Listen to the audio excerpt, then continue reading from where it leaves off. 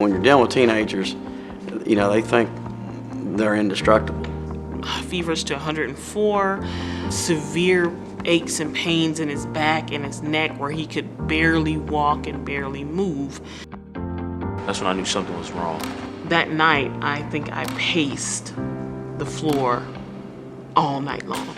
The strongest synonym that goes with cancer is, death. My fight was, I can't let my child go.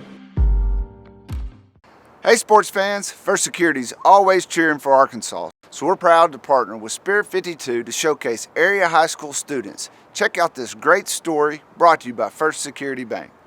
This is Spirit 52, recapturing the real spirit of high school sports in Arkansas. Presented by Gatorade, inspiring us all to what's possible.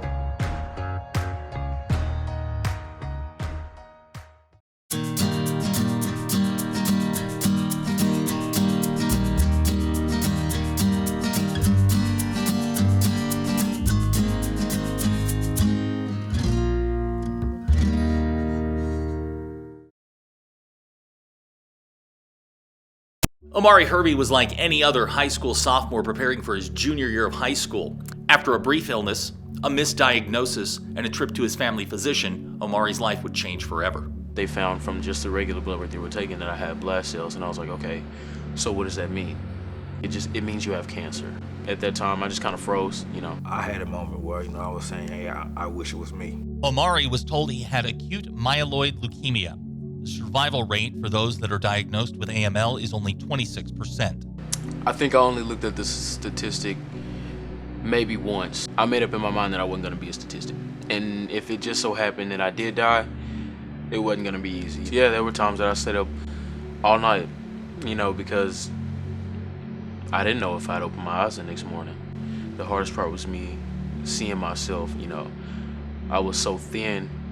Losing my hair didn't really bother me, but I looked in the mirror and I just looked like, skin and bones. After 116 days at Arkansas Children's Hospital, Omari and his family received the news they'd been waiting for. So even though we had, the good news of the remission, the chemo was still very, very rough. It was kind of bittersweet. I knew that remission just meant that the cancer was gone. It didn't mean that my fight was over. Despite his illness, Omari always has had one thing on his mind: getting back to his teammates at Sylvan Hills. See, my last treatment was in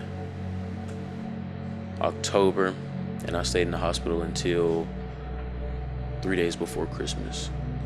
So I told myself, after Christmas, when the new year got here, I'd start running again.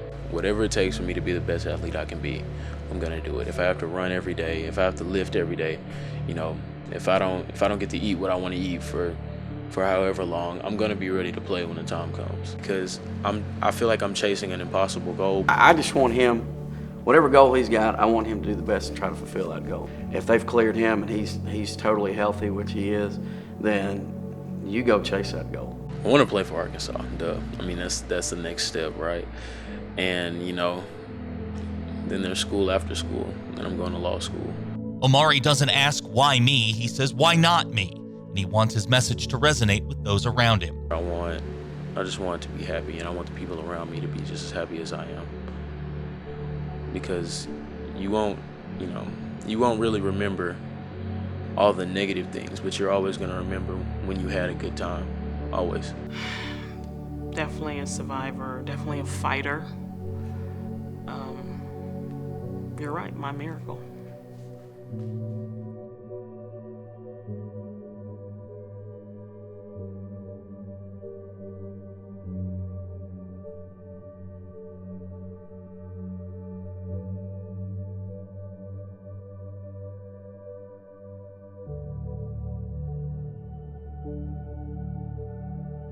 I hope you enjoyed this week's story brought to you by First Security Bank.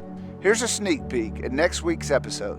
From a freshman all the way through his senior year, he'll be one of the most talented people to ever come through Bentonville schools. As far as getting recruited and doing things outside of that, he's going to make a lot of people happy.